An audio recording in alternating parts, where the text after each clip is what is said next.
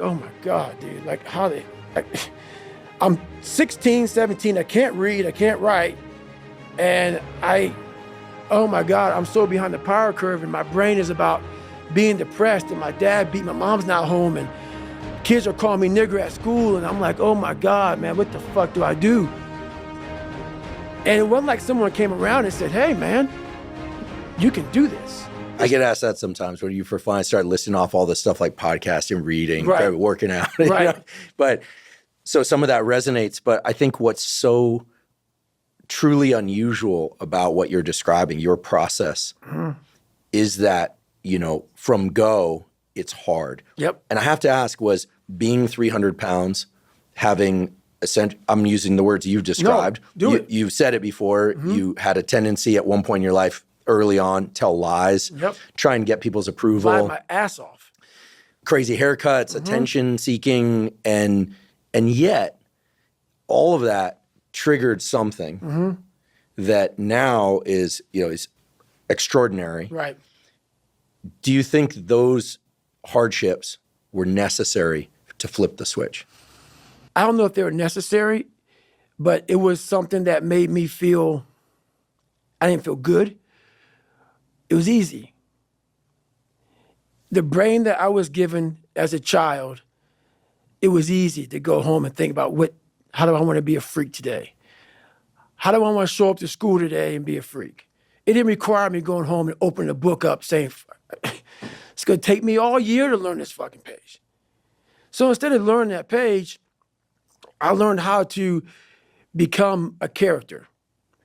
And maybe that character that I created, that 300-pound insecure guy that used to fake it till I make it type of guy, let me become your friend, let me lie to you until you like me type of guy. When you have any manhood, womanhood, a human being, a soul, a spirit, I must have just this much pride, because that's exactly what opened the door for me. Because every day you were a character, every day you were a clown, every day you opened that Spanish book or that science book or English book, and you looked at it, it looked like a foreign language. And you're saying, where do I start? Where do I start? And obviously it was necessary. The more I talk about it, it was necessary, because what happened is I became haunted by the mere fact that this is my existence. And you got to live with that. And I lived with it for a lot of years. And so I sat back and said, okay, all right, I know what this takes. And when you sit back, as fucked up as I was, and I had a laundry list, a table like this of what I have to do to become just a human being that can make ends meet, that can make $1,000 a month just to get there, was like, oh my God, dude, like I'm 16, 17, I can't read, I can't write. And oh my God, I'm so behind the power curve and my brain is about being depressed and my dad beat, my mom's not home and kids are calling me nigger at school. And I'm like, oh my God, man, what the fuck do I do? And it wasn't like someone came around and said, hey man, you can do this. This is all me. Some people know, where's this cold man come from? I'm not trying to be cold.